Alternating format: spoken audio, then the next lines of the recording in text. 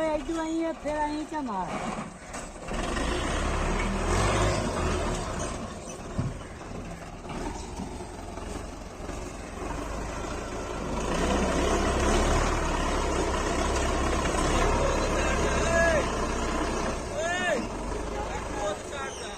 इधर आई आके बाहर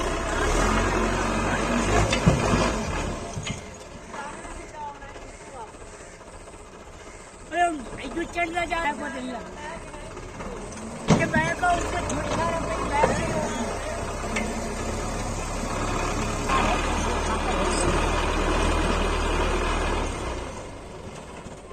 यार यही याद